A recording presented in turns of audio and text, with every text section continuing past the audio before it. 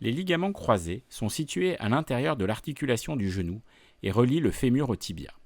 On distingue le ligament croisé postérieur et le ligament croisé antérieur, qui assurent en grande partie la stabilité du genou. Le rôle du ligament croisé antérieur est essentiel dans les mouvements de rotation du genou, pied bloqué au sol, où il maintient l'un contre l'autre le tibia et le fémur.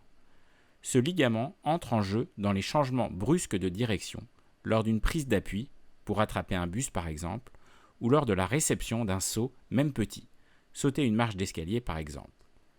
Une rupture du ligament croisé antérieur est souvent liée à un traumatisme sportif lors d'un changement de direction ou réception de saut ou hyperextension dans les sports, le plus souvent à pivot contact, type handball, tennis, foot, rugby ou ski. Le patient présente alors une douleur aiguë après un craquement audible, un épanchement quelques minutes ou heures plus tard, un gonflement du genou, et enfin une sensation d'instabilité et une forte appréhension, impression que le genou lâche et ne tient pas l'appui. Le diagnostic de rupture du ligament croisé antérieur du genou est clinique avec un test en extension ou Lachman qui ne retrouve pas d'arrêt dur. On appelle un arrêt mou, noté le plus souvent avec une croix avec un ressaut, reconnu par le patient et donc positif. L'IRM est l'examen de référence pour détecter cette lésion.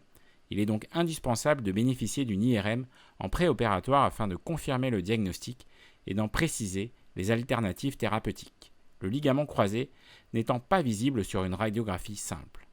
Cette IRM nous donnera un état précis du capital méniscal et cartilagineux, difficilement appréciable lors des premiers jours, lors de l'examen clinique.